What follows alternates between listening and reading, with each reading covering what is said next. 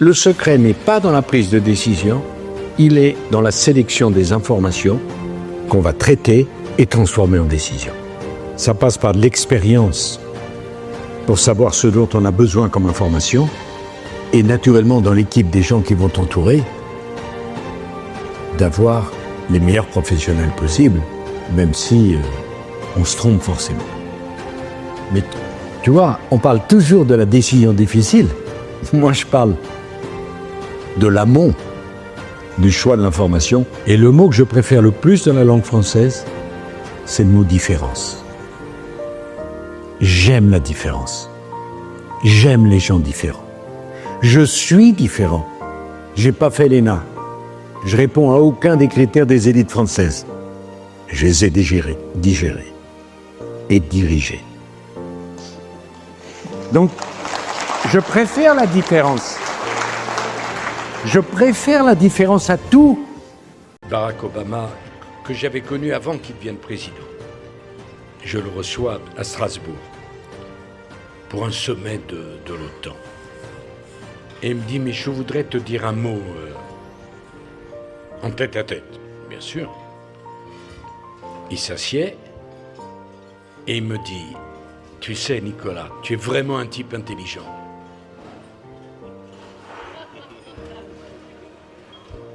Envoie-moi l'addition tout de suite. J'aime pas trop quand on me dit ça. Oui, alors la suite? Écoute, je ne comprends pas qu'un type comme toi, me dit Obama, soit opposé à l'entrée de la Turquie en Europe. Je dis, écoute-moi bien, Barack. Jamais. Tu m'entends? Jamais.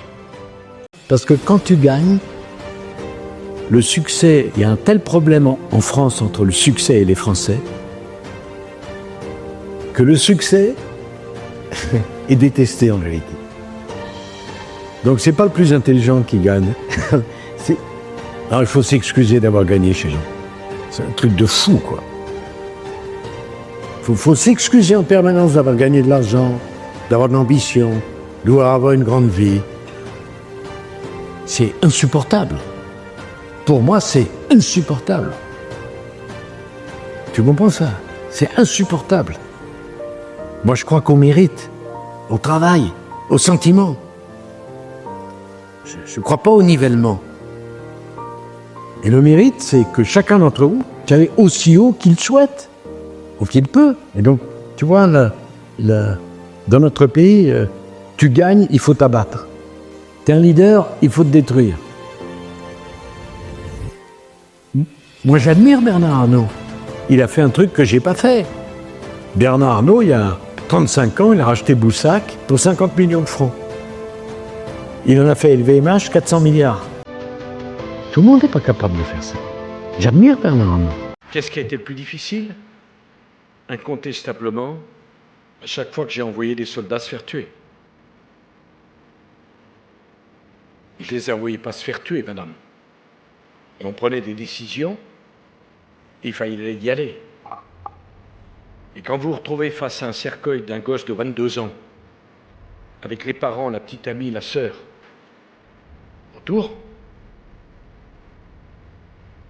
quand vous allez aux obsèques d'un policier ou d'un gendarme, comme celui de Saint-Malo, avec son gosse de 4 ans, alors que je décorais le cercueil et que je le prenais la main, il me dit « Fais sortir papa de la boîte ».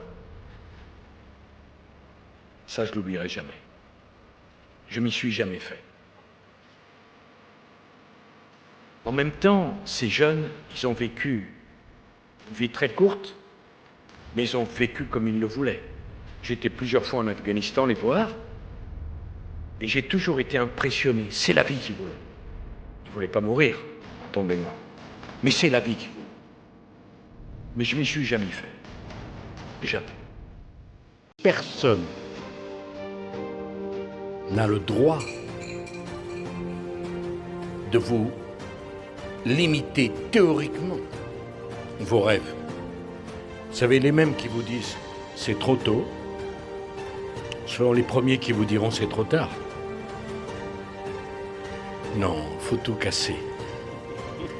Il faut aller au bout, et après, la vie vous donnera le résultat. Mais quand on s'engage, quand on travaille, on n'a pas tout, mais on a beaucoup. Et au fond, la vie, c'est rêver quand on est jeune et passer sa vie d'adulte à réaliser les rêves de jeune. Parce que si on continue à rêver, alors on aura du mal à les réaliser. Et tout est possible.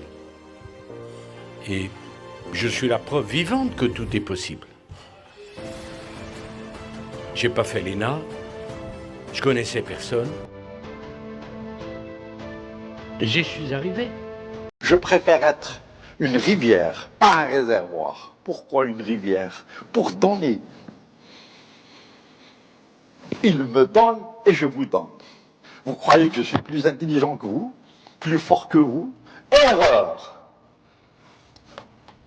Je suis là aujourd'hui grâce à lui. Vous croyez que c'est une question de diplôme? Vous vous trompez lourdement. C'est une question de foi.